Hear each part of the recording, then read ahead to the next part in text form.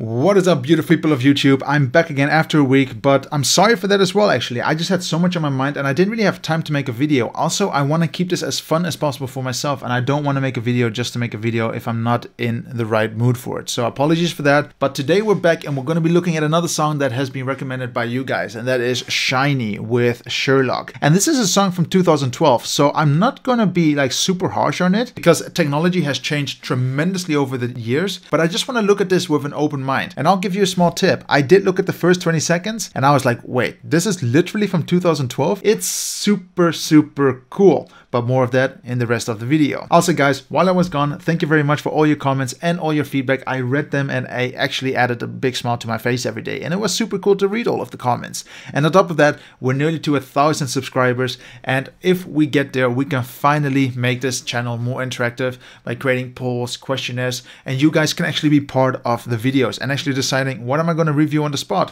What am I going to review tomorrow or the day after tomorrow? That will be awesome. So please support the channel by subscribing and let's make this channel even more interactive than what we have right now. But let's not waste any more time and let's jump right into SHINee with SHINee's back, Sherlock. So we're only a few seconds in the video. Actually, we're on 0 seconds, but there's something that I picked up straight away. And again, this is 2012. Technology was a little bit different back then. You know, computers rendering back then were also a little bit different. They were not as powerful. I remember when I had software in 2012, it was nothing really impressive as compared to now because we're just much more advanced. But if you're in 2021 right now and you have a background that looks very dirty like this and you want to overlay a text on it, what I would recommend here is just to basically add a bit of film grain to the text as well, because it just looks as if there was a text layered on top of this video. Would I change this? Now, yes. Back then, I might just consider, okay, it is what we have right now, and that's it. But it's just something that you can pick up now. So I'm not going to take points away from it, but it is a good moment for you guys to learn. If you do want to do text, make it part of the scene. Super cool intro. Everyone getting a bit of their attention.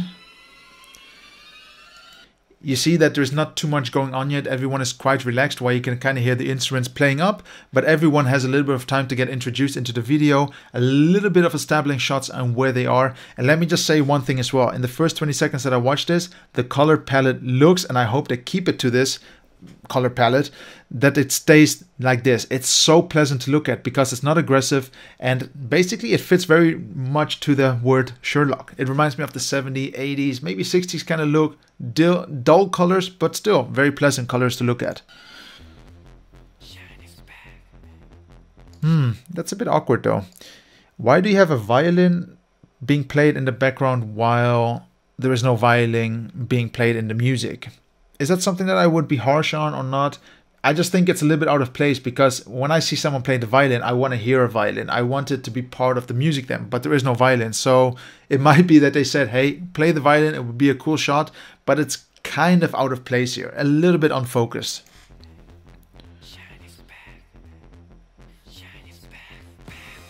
Super.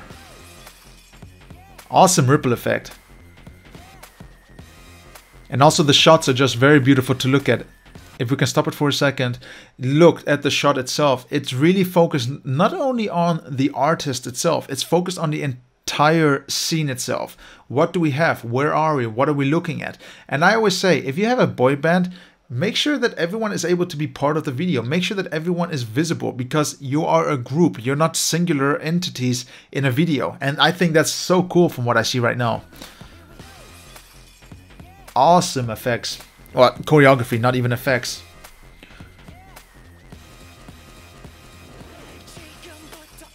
Awesome transitions as well. Beautiful, quick, snappy. Wait, what is this? This is not an ad from YouTube. This is literally an ad on the video.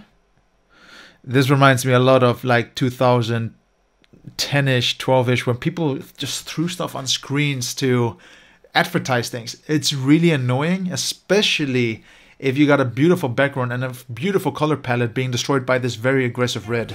Blech.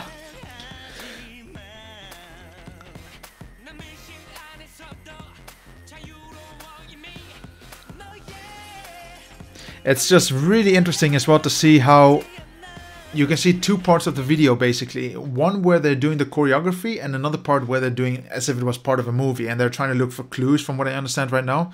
But so far it's just very interesting to look at. It's very engaging because you want to know how they're going to dance, but you also want to know what are they going to find in the video. What's the story behind it? It's very engaging.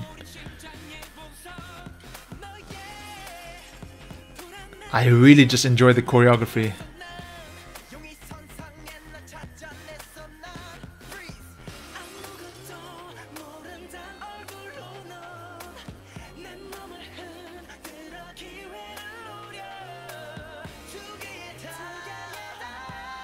Awesome.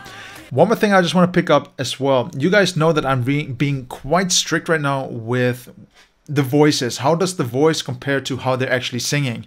One thing that I'm noticing right now is their lip sync is spot on. It really seems as if they were singing on set. Most likely they are. But it, like I say, it just looks so much more realistic than just pretending you're singing. It just comes over much more beautiful, much more realistic, and it's not just that you're watching a video, but as if you're watching a performance. Nice, really nice.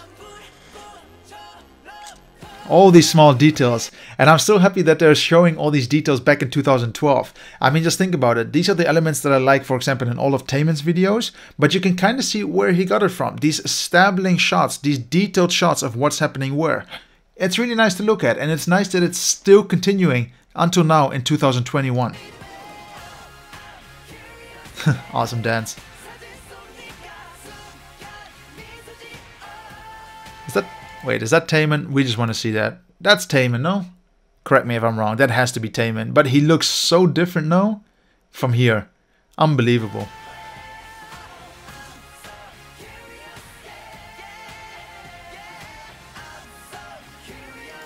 Interesting effect what you see here. I mean, most likely what they did is they masked her out and then all of a sudden she would disappear into thin air, unless it is one camera being held in one area and it's filmed twice and they overlaid it with each other. But for back then, would I be able to do it in 2012 with my intelligence back then? Most likely not, but it looks very simple, but it also looks super cool.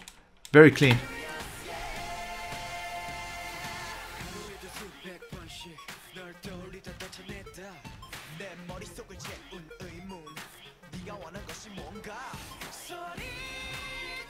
Do you see that part? You can really see the voice coming out of him for this singular part.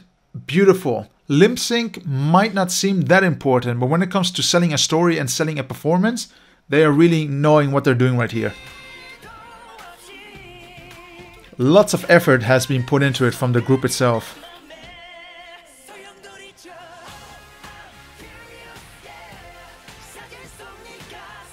We need to stop it there again. Look at how effective this was shot. We have to go back a little bit altogether, and we're going to analyze this one bit. So for this particular shot where they're doing the choreography, what they did here, they set up 4 cameras to basically to simplify their work and to make it very simple for them. So we have angle 1, they're going to march to the camera basically.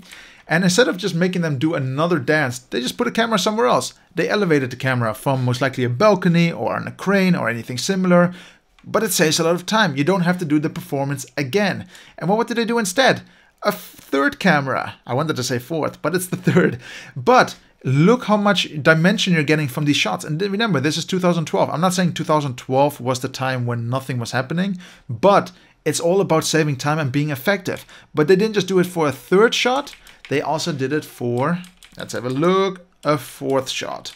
And it looks really clean. It looks beautiful. I personally will say this is for me the best way to actually create a video. It saves a lot of time. It saves a lot of performance time that you need to film. But the more important part is it's hard to always reshoot the same choreography and hope that it's going to be 100% accurate. So they did a good job here.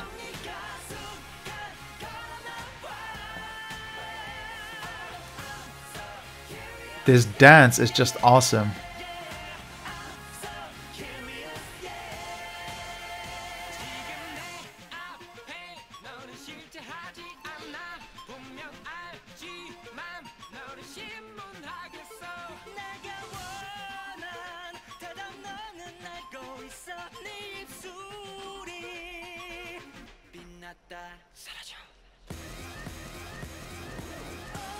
I'm just so happy that they kept all the main choreography parts in the video.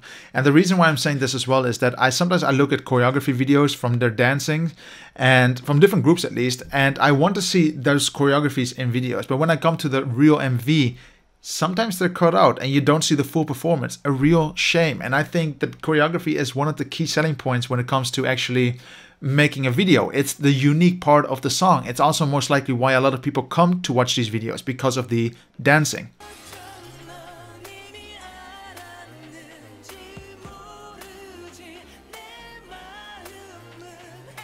I love the storytelling though. Very simple, very slow, but very effective.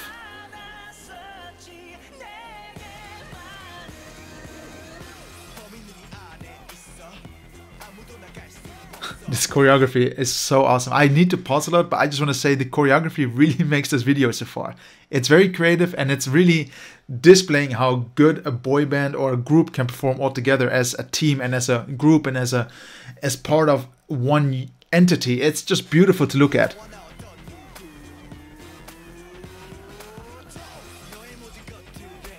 And you can also see that they're really just having fun. Like I say, most of the videos are having a lot of fun. Or the key is about having fun.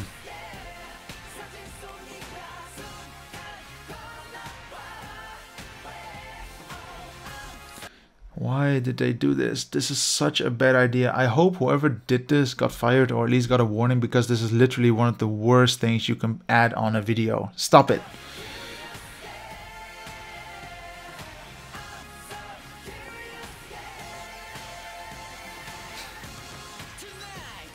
Can we just watch that? What was that? Holy crap. 1, 2. Just look at that. Bum, bum. Really nice. Yep.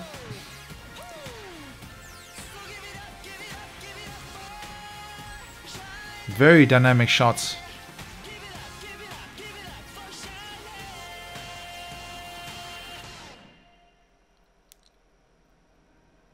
Amazing. A little bit of a, I'm not going to call it a mistake. Well, kind of it is, but if you create a photo like this, you only saw one camera flash. But you can see this guy is looking into our camera while they are looking somewhere else. And it's a little bit of a shame, because I'm thinking, were there more people taking photos if I was in the story? Maybe, but it would be cool if everyone was looking at the same camera as a nice final shot.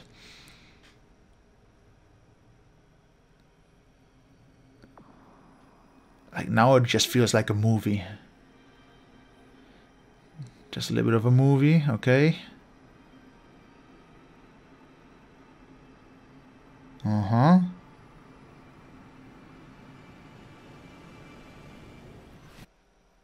Is there going to be a part 2? Guys, is there a part 2 to this? If there's a part 2, you guys better tell me in the comments below, because I want to know. So guys, that was Sherlock from SHINee, and let me tell you guys, what a fantastic video. It is literally one of those videos where I must say simplicity can also be the king. It can really make your video. Of course, it can also break your video, but in this case, they really won. You can really see that the choreography was the part that really picked up most of the video and also made the video most interesting. And you can also see that I still believe in it, that if you make a video, a music video, and you have a boy band and they can perform and dance, show their dancing. The extras are fine, but here they really displayed that when you show a lot of dancing and also showing a lot of theatrical parts, you can have a really good video. You can have a well combined, very harmonic video, and they really nailed that with this particular video. Now, if I have to give this video a rating, I'm gonna give this video a clear 9.5 out of 10. Now, why 9.5? Remember at the beginning that scene with the violin? I just thought it was a little bit forced and it made barely any sense to why is this in the video? What does it add? Was there a violin playing in the sound? Was there anything happening with a violin? No, but in my head I was thinking, wait, is that a violin playing or not? It basically made me question on what is happening in reality, aka what do I hear, and what is happening in the video. And that is something that caused a little bit of confusion. But for the rest, Guys, it really shows you can make a video on a low budget. It's all about the creativity. They used one location from what I saw over and over again. Of course, there was a second location where they were in an alley. Most likely that was outside this area. I'm not really sure. But with 2 locations, changing props around here and there, you can create a very simple but beautiful video. And they really hit the nail on the head here. They did a fantastic job, and I just want to say also with the color grading, the editing for 2012 production, they really just nailed it. They made sure that it was perfect for back then. The only thing that I didn't like, but I'm not going to take points away from it because it wasn't them, it was most likely SM Entertainment or whoever designed this ad. That was just terrible. It is just so ugly to look at an ad like this on such a beautiful video. Don't do this again, guys. Don't put ads on a video that you can't click away, especially that are so aggressive with contrary color palettes. So yeah, guys, thank you very much for watching. And if you did enjoy this video, like I always say, please hit the like button and make sure you subscribe for the next video. That will support my channel a lot. And let's reach 1,000 subscribers so we can get all those awesome benefits together and make this channel so much better with you and I. So catch you on the next video, and catch you then, guys.